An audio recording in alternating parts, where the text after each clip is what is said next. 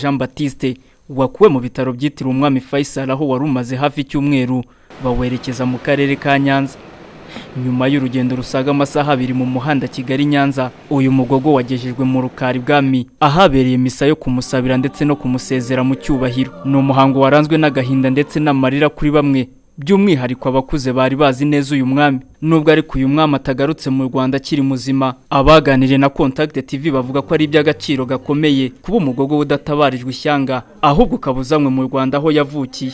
Aho yarari rwose twumvaga ntacyo, ariko ari hari umwami, tukumva ko yari Kigeli nyine, tukavuga tuti impunzi irahunga ariko ikazagira igihe gataha. Oya, ibyo gutabarizwa hanze byo rwose byari byashenje ngo y'abantu, ariko kuva aje gutabarizwa mu Rwanda nuko abantu bose bamenye bati yaratanze, nta wundi uri inyuma, nta mwami dufite. Kigeli bubiri ryarangiye nyine cyane kuko u Rwanda rumushyikiriye rukamushyingura. Ashyinguwe n'u Rwanda, ntabwo ashyinguwe n'amahanga. Ibyo ni ishema ry'u Rwanda. Nk'umwe mu bavuga ko babanye n'uyu mwami Rwakigarama Nsoro Auguste, nawe asanga ari iby'agaciro ndetse akananenga bashakaga ko atabarizwa imahanga. Byabaye ni byiza cyane, ahubwo ngira ngo abashakaga ko atabarizwa ishyanga, atabarizwa iswa n'abaswa cyane. N'abantu n'abantu n'ingegera, kugira ngo umunyarwanda uwo ari we wese ushobora kuza mu rwamubyaye akaza bakamuha agaciro.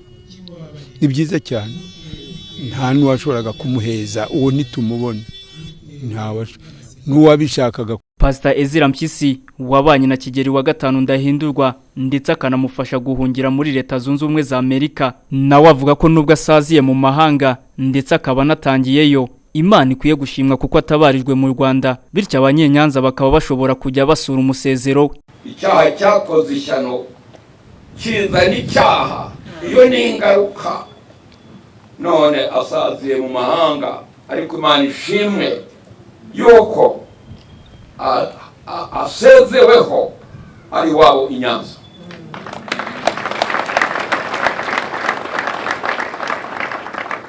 Banyenyanza, nanjye ndi umunyenyanza, nimwishime cyane kurusha abandi bose.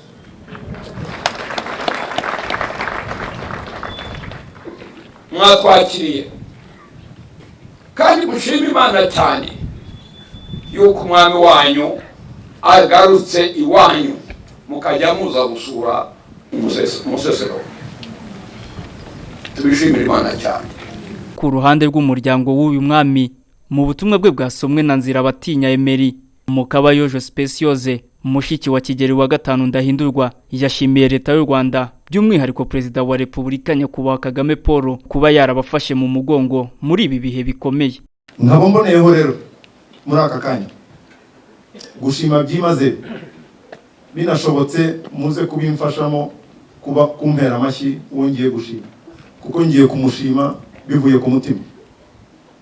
Ndashimira Leta y'Ubumwe y'u Rwanda mu kudahwema kudufata mu mugongo nk'umuryango mu bihe bikomeye twanyuzemo nk'umuryango, cyane cyane nshimira Perezida Paul Kagame na guverinoma yose isesuye y'ubumwe n'ubwiyunge.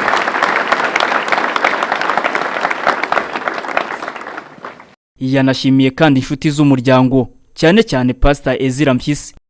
Ndongera gushimira inshuti z'umuryango, cyane cyane inshuti yo hafi Pastor Mpyisi, mu bwitange bukomeye yatweretse no gukomeza kutuba iruhande iteka ryose. Mboneyeho no gushimira inshuti zavuye mu mahanga ya kure, zaje kwifatanya natwe nk'umuryango mu gikorwa cyabaye uyu munsi. Turabibashimira, murakoze cyane.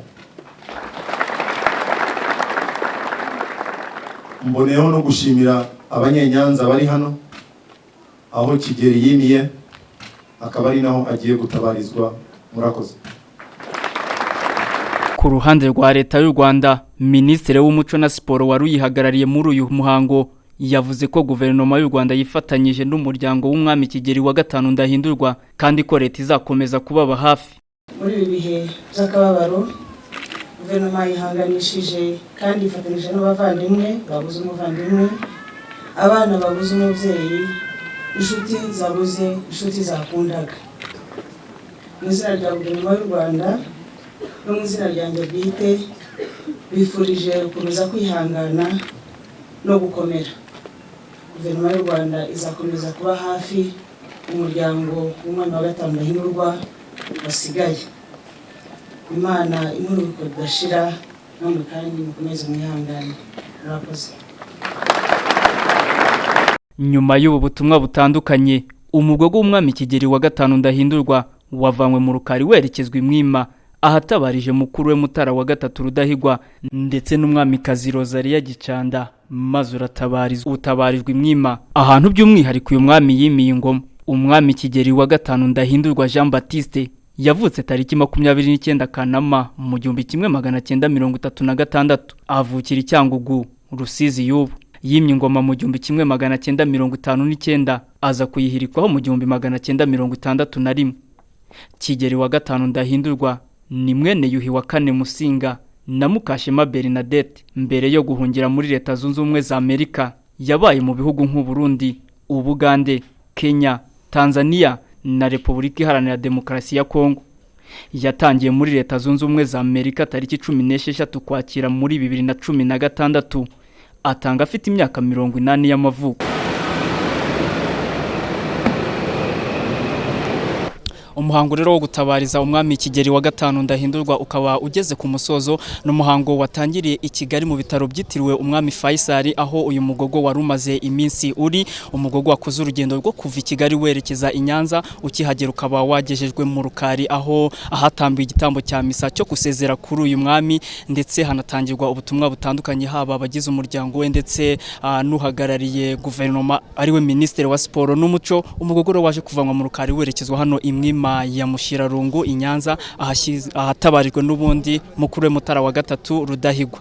No muhango rero waranzwe n'ibyishimo ku ruhande rumwe bwo kuba uyu mugogo uzanywe mu Rwanda utaguye ishyanga, ariko nanone n'akababaro kuba umwami Kigeli wa gatanu Ndahindurwa atanze ndetse atagarutse mu Rwanda. Reka dusaba umuryango w'umwami ndetse n'abanyarwanda muri rusange kwihangana. Nge nari Innocent Habumugisha, Contact TV, Mwima ya Nyanza.